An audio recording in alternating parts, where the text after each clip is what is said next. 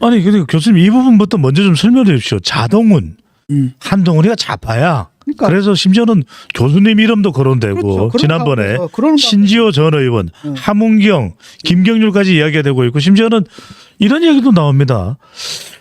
이 한동훈 전 위원장 집안이 호남 쪽이야.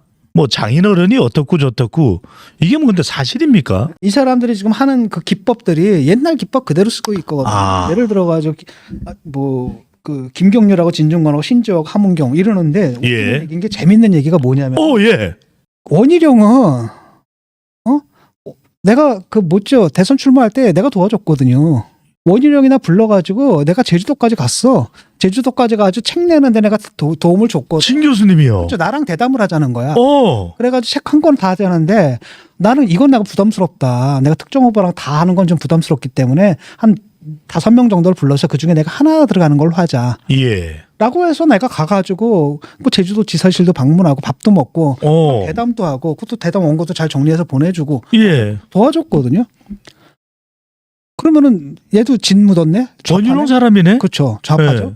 두 번째는 뭐냐면 나경원. 나경원은 굳이 우리 집에 오겠다고 그래가지고 내가 오지 말라고 하는데 굳이 왔어. 예.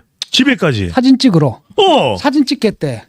이게 뭐냐. 그래가지고 내가 뭘 했냐면 그때 그럼 차라리 내가 셀카를 찍어서 내가 올리겠다. 그래서 내가 내 카메라로 셀카 찍어서 내 페이스북에 올렸어요. 보도도 되고 그랬거든요. 그랬던 사람입니다. 홍준표는요. 자기 방송에 나와달라고 그래서 내가 나가가지고 방송까지 해줬거든요. 예. 그다음에 그럼 홍준표 시장도 좌파네. 가장 큰 좌파가 뭡니까? 뭔지 아세요? 예. 내가 정말로 정치인으로서 조언을 달라 그래서 가서 조언을 해준 사람이 있습니다. 누군지 아세요? 윤석열 대통령.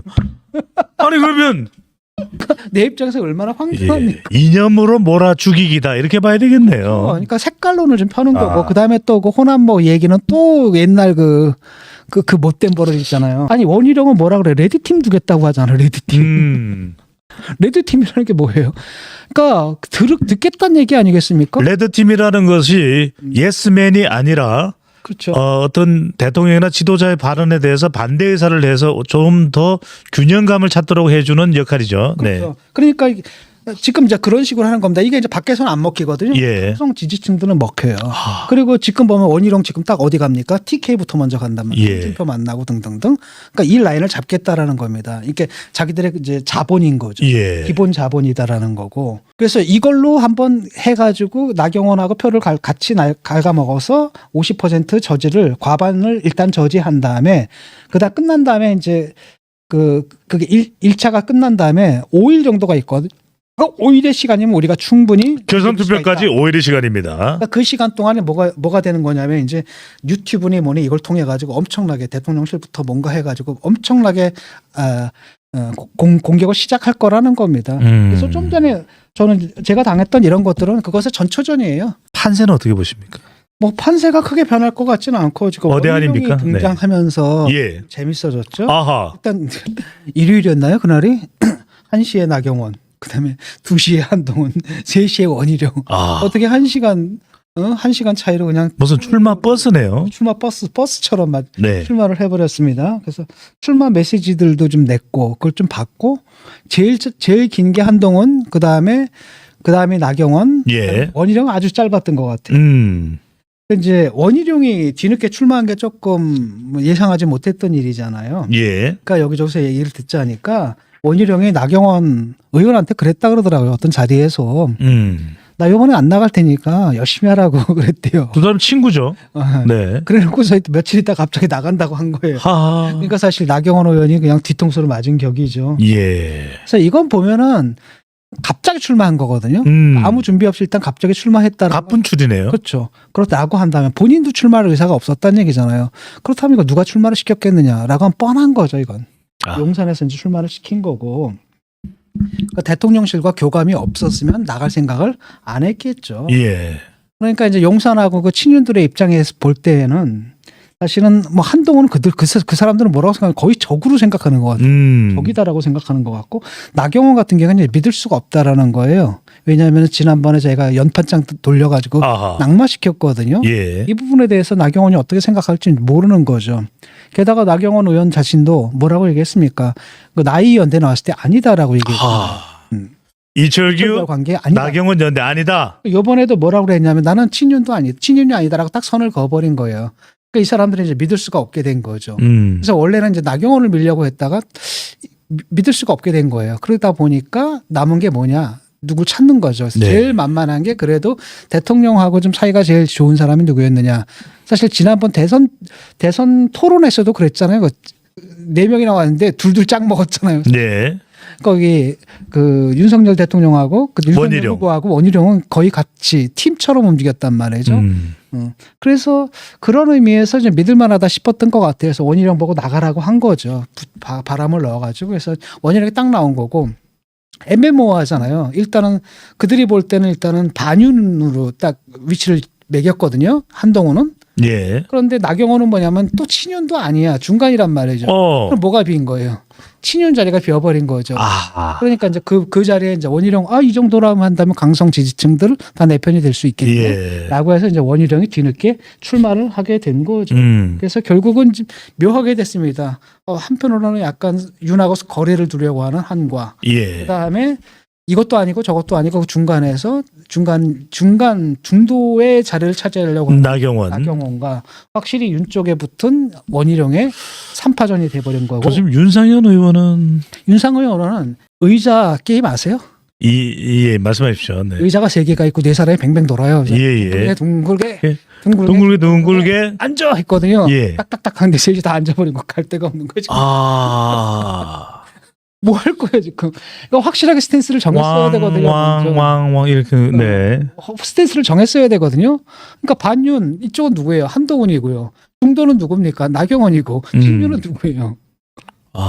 저쪽이거든요. 원희룡이거든요. 지금은 이제 그 사람들의 꿈은 뭐냐면은 친윤 쪽에서의 꿈은 내가 볼 때는 원희룡을 내세워가지고 뭔가 좀 해보겠다는 거거든요.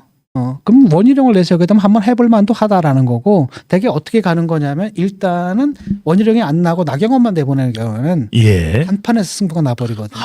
그렇잖아요. 둘이니까. 1차 투표. 윤상현 의원은 사실 변수가 별로 안 되거든요. 예. 무시해도 좋을 양이고 지지율을 보거든요. 라고 한다면 여기서 1차 투표에서 결정이 나버리는 거예요. 게임 아웃이잖아요. 라고 하니까 사실 나경원과 그다음에 누굴 내보냅니까? 원희룡을 내보내고 그다음에 용산에서는 공식적으로 어느 후보도 지지하지 않는다라고 해서 둘이서 이제 경쟁을 시키는 거죠.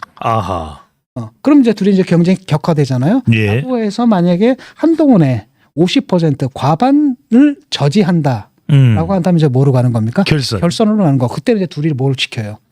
단일화시키는 거예요. 사실 결선 투표가 되게 되면 사실상 결선에서 떨어진 사람이 이제 손을 들어주는 게 중요하잖아요. 누구 손을 들어주느냐라고 했을 때 단일화를 시켜준다라는 거죠. 라고 하면 잘하면 이길 수도 있다. 이게 사람들의 계산이거든요. 그래서 지금 보면은 이제 어쨌든 지지율로 보게 되면 사실은 안 나오거든요. 이쪽은 뭐 50이 넘어가는데 이쪽은 되게 10이거든요. 그런데 국민 여론조사입니다. 문제는 그 한동훈은 당의 기반이 별로 없다라는 겁니다. 당의 의원들도 지금 구성이 뭐냐면 수도권은 전멸을 했기 때문에 기본 구성은 뭐예요? PK, TK란 말이죠. 이렇게 돼 있단 말이죠. 그러니까 자기 기반이 없단 말이죠. 그렇기 때문에 한번 해볼 만도 하겠다라고 친윤에서는 이제 생각할 거예요. 근데 문제는 뭐냐면 그랬을 경우에 이제 대통령실이 사실상 개입하는 게 되는 거잖아요. 또 다시. 윤심. 그렇죠. 윤심이 개입하게 되는 건데 근데 문제는 뭐냐면 대통령의 힘이 예전보다 못하다라는 겁니다. 지난번에는 사실 초기였잖아요. 그렇죠?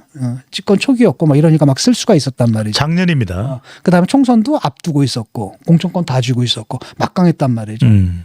그러니까 그때는 먹혔는데 지금은 뭐냐면은 두 번의 선거 강서 보궐선거에서 참패하고 그다음에 또 다른 한편 총선에서 완전 참패한 거 아니겠습니까? 그래서 대통령의 지금 힘이 그다음에 그 원인이 누구냐? 대통령실에 있다라고 국민들이 인식을 해요. 그런 가운데 사실상 대통령이 뭐가 된 겁니까? 전체 국가 전체를 보게 되면 사실상 레임덕 상태에 빠져버렸거든요. 그다음에 당내에서도 이제 영이 안 쓰는 거죠. 바로 그 짓 하다가 총선을 말아먹었으니까. 그러니까 대통령 힘이 예전보다 못합니다. 그다음에 두 번째는 또 총선이 끝나버렸네. 공천 줄 일도 없어요 이제는. 다음 공천은 누가 주는 겁니까? 다음 대통령이 주겠죠. 그러니까 사실은 그 영향력을 행사할 수 있는 물질적 토대 자체가 좀 무너진 겁니다. 딱 하나 남은 게 뭐 지방선거 공천권 정도인데 이번에 대표가 누가 됐죠? 누가 알아요? 또 한편으로 뭐냐? 그 지방선거 공천권이 큰 문제가 안 될 게 지난번 선거에서 압승을 했거든요. 이길 만한 데는 다 이겨놓은 거예요. 그러니까 대부분 다 현역이 나갈 겁니다 아마. 그러니까 거기서 큰 변수가 생기지 못할 것 같거든요. 그 세 번째는 뭐냐면은 김기현 체제 봐. 김기현도 결국 3%를 52% 만들어준 거 아니에요. 예. 이 사람들 얘기가 바로 그거거든요. 10%를 뭘로 만들겠다? 51% 만들어주자. 뭐가 달라? 근데 그때 그걸 통해 가지고 사람들이 배웠거든요. 그렇게 하면 안 된다는 걸 배웠는데 그걸 갖다 재현한다라는 게 이게 말이 되느냐라는 거죠. 근데 그럼에도 불구하고 이 사람들은 어떻게 뭐 할 수 없는 거죠. 그거라도 해야 되는 거고 이상하게 이제 한동훈에 대해서 자기들 또 한 짓도 좀 있고 이러다 보니까 약간의 공포감 같은 걸 갖고 있는 것 같아요. 예. 그래서 강성 유튜브들하고 이제 연대를 하는 겁니다. 아. 유튜브하고 TK하고 예. 그러는 가운데서 이제 한동훈을 뭐라 그러냐면 우리의 정체성과 맞지 않는 사람. 그러니까 두 가지가 있는데 하나는 정체성이 맞지 않다. 좌파다. 두 번째가 뭐냐면은 한동훈이 되게 되면 대통령과 결별을 하게 될 것이다. 그래서 당의 두 쪽이 날 것이다. 이런 식의 공포감을 갖다 조정시키는 거예요. 강성 지지층들한테. 한동훈 후보 같은 경우는 뭐가 되는 거냐면 이제 세 후보한테 모두 다 견제를 당할 겁니다. 당연한 거예요, 그거는. 예. 왜냐하면 선두를 달리는 후보는 당연히 이렇게 견제를 받거든요. 비난을 받고 그다음에 완전히 그 집중포화의 대상이 될 수밖에 없는 겁니다. 예. 어쩔 수 없는 거예요. 그걸 뭐 나쁘다고 생각하면 안 됩니다. 그건 당당한 거라는 거죠. 원래 그런 거예요. 가장 앞서 있기 때문에 그렇죠. 집중 공격, 집중 포화를 당할 수밖에 없다. 그다음에- 이것 네네 말씀하십시오. 그다음에 또 다른 한편은 뭐냐면 밖에서 또 민주당이 가만 안 둘 거라는 거예요. 아. 민주당에서는 뭐라 그러냐 한나땡이라고 그러거든요. 한동훈 나오면 땡큐다 이렇게 되는데 옛날에도 윤나땡이라고 그랬잖아요. 윤통령 나오면 땡큐다라고 했는데 어떻게 됐습니까? 대통령 돼버렸잖아요. 네. 지금도 이제 마찬가지 지금 얘기를 하고 있거든요. 그래서 민주당 쪽에서도 엄청나게 공격을 할 겁니다. 그러니까 당의 안쪽과 당의 바깥에서 아마 집중 포화를 받을 거예요. 그래서 그거를 돌파해내면은 일단은 검사 한동훈, 그다음에 법무부 장관 한동훈, 그다음 비대위원장 한동훈 아직 정치적 검증이 충분하지 않았는데 그 과정 속에서 이제 자기 정치적 근육을 입증해낼 수가 있게 되는 거고요. 예. 만약에 그걸 통과해내면은 그걸 갖다 극복해내면은 위상은 확 달라질 수가 있어요. 예.